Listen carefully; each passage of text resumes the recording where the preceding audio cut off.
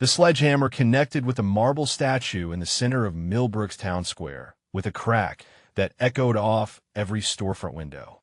Pastor Robert Henley stood, breathing hard, his shirt soaked with sweat despite the cool October morning. The Virgin Mary's serene face lay in pieces at his feet, her outstretched hands now severed stumps reaching toward nothing. "This is what happens when we allow false idols in our community," he shouted to the growing crowd of horrified onlookers. His voice carried the same commanding authority that had built Millbrook Baptist Church into the largest congregation in 3 counties. Our children walk past this blasphemy every day on their way to school. Maria Santos pushed through the crowd, tears streaming down her weathered cheeks. She had prayed before the statue every morning for 15 years, lighting candles for her son deployed overseas. "How could you?" she whispered, dropping to her knees to gather the broken pieces. Pastor Henley felt a flicker of something, regret perhaps, but quickly buried it beneath his certainty. His own childhood memories of stern nuns and harsh punishment in Catholic boarding school had forged his conviction that such displays led only to spiritual deception. Within hours, news vans lined Main Street like circling vultures. Pastor Henley stood in his church office watching protesters gather outside, their signs reading "Religious Bigot" and "Respect Our Faith." His secretary knocked tentatively. "Pastor, Channel 7 wants an interview," and Father Martinez from St. Agnes called 3 times. "Tell them all the same thing," Henley said, straightening his tie. "I acted according to biblical truth. We cannot compromise with paganism." His wife, Rebecca, entered, her face pale with worry. "Robert, the children are scared. Tommy Peterson's mother won't let him play with our Sarah anymore. The grocery store clerk was openly hostile when I tried to buy milk." "Good," he replied firmly. "Let them show their true colors." This community needed to see how deeply Catholic influence has poisoned our town. But even as he spoke, doubt gnawed at him. The image of Maria Santos weeping over the broken marble haunted him. By evening, 300 people had gathered for a candlelight vigil where the statue once stood. Father Martinez led prayers for forgiveness while television cameras rolled. The entire Catholic community mobilized, demanding legal action and Pastor Henley's resignation from the ministerial alliance. The first brick shattered the Henley family's front window at 2 in the morning. Rebecca screamed as glass scattered across their bedroom floor. Pastor Henley called the police, but Officer Rodriguez's tone was cold and professional, nothing like their previous friendly interactions. By Wednesday, 3 board members from Millbrook Baptist had requested an emergency meeting. Deacon Williams, who had supported Henley for 8 years, sat with arms crossed. "Pastor, I respect your convictions, but this has gone too far. We're losing members daily. Are we losing Christians or Catholic sympathizers?" Henley shot back, but his voice lacked its usual fire. The town's annual Unity Festival, scheduled for the following month, was now in jeopardy. Mayor Thompson had called, explaining that several sponsors were withdrawing.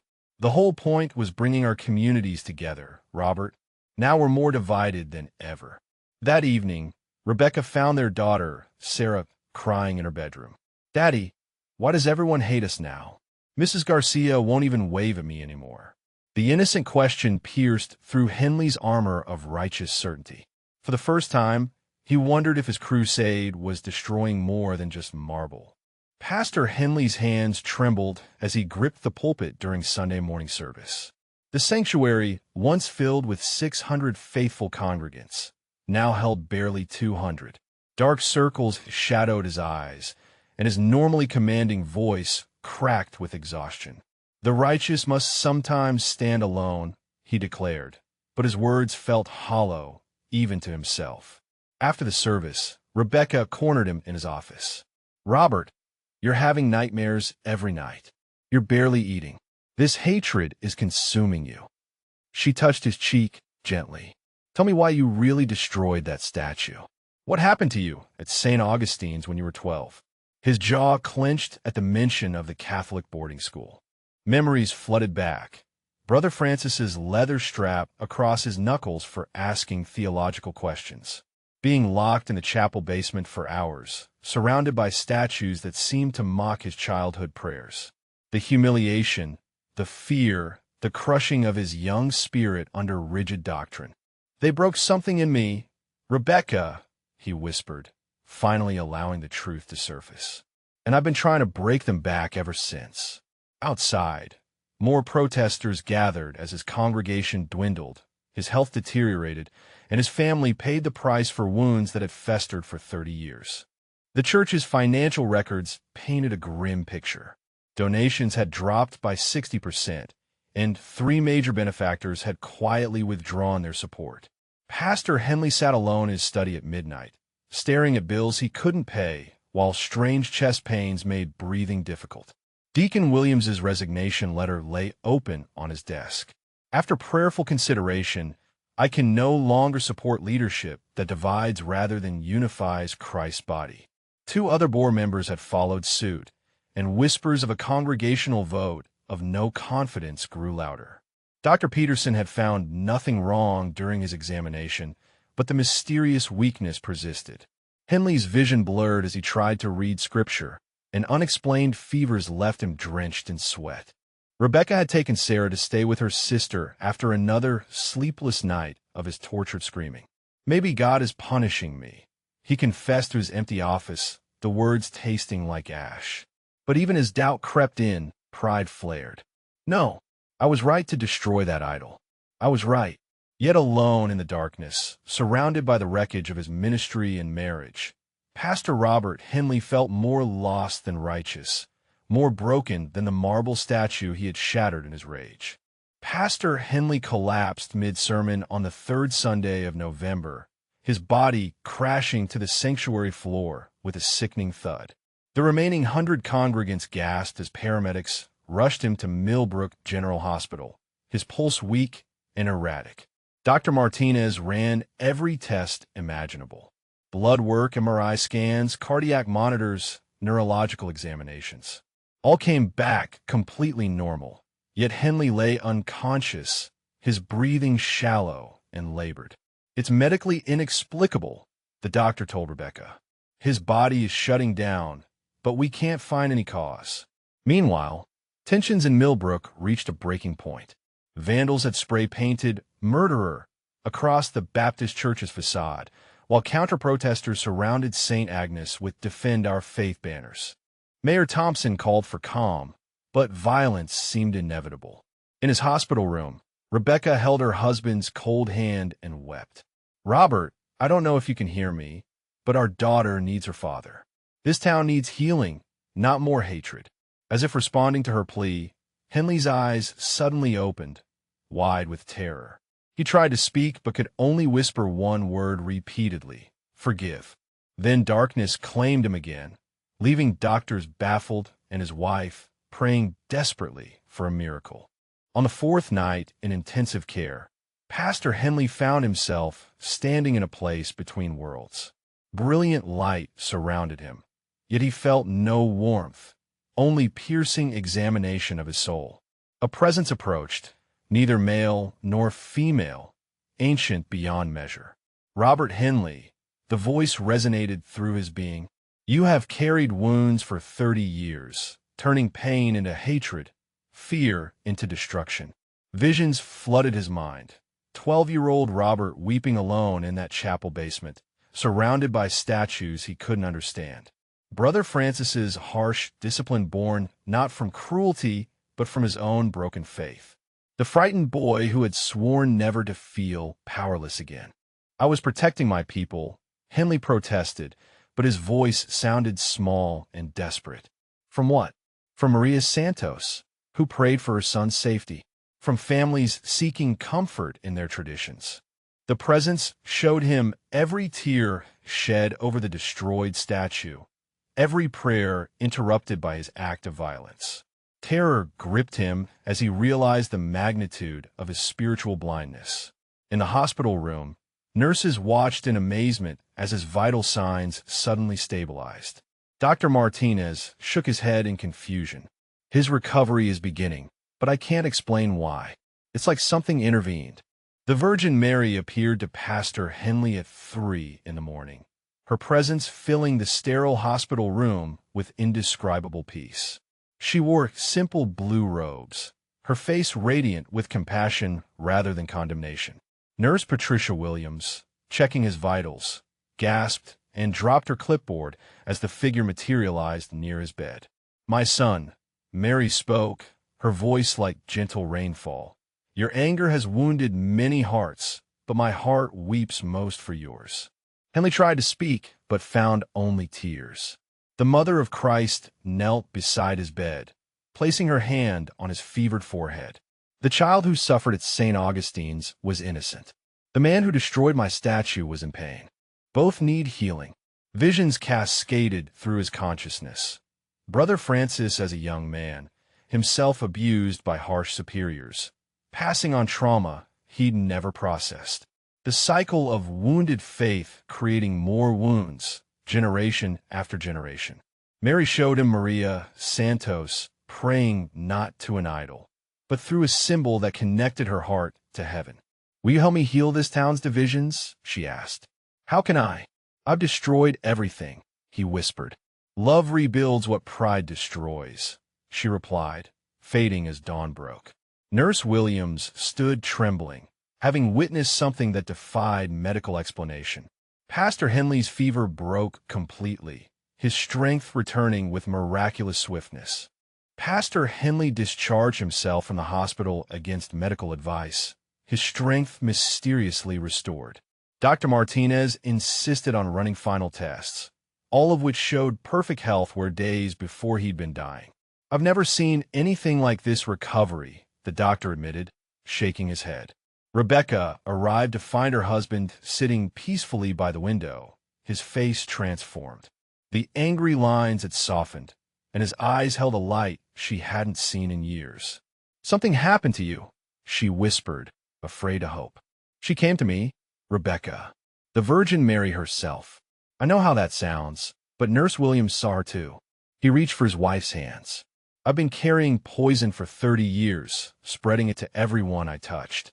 That stops now." His first phone call was to Father Martinez at St. Agnes. The priest listened in stunned silence as Henley confessed his actions and requested a private meeting. "I want to replace the statue, Father. And I want to ask your community's forgiveness." That evening, he gathered his remaining congregation. Some walked out when he began describing his hospital experience, but others stayed, witnessing tears stream down their pastor's face as he admitted his spiritual blindness.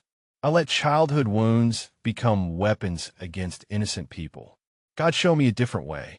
Pastor Henley stood before the assembled crowd in Millbrook's town square, the same spot where he had destroyed the Virgin Mary statue 6 weeks earlier.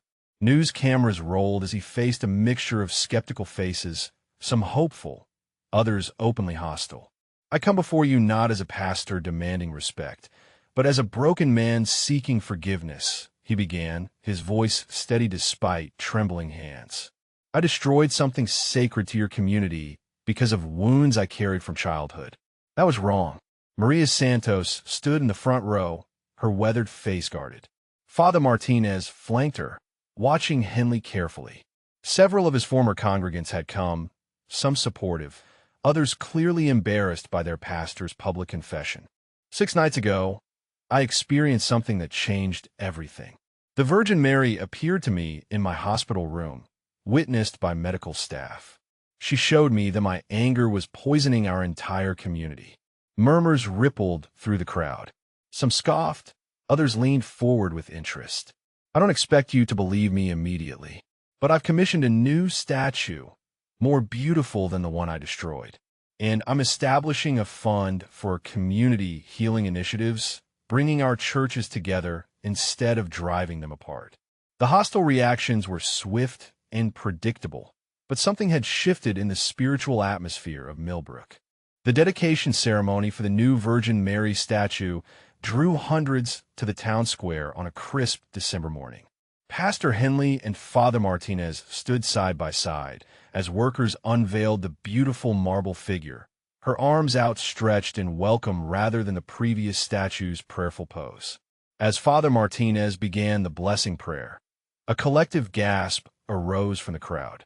Above the statue, shimmering in the winter sunlight, the translucent figure of the Virgin Mary herself appeared.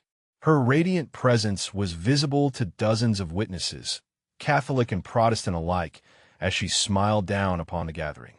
Maria Santos fell to her knees, tears streaming down her face. "She's here," she whispered. "She's really here."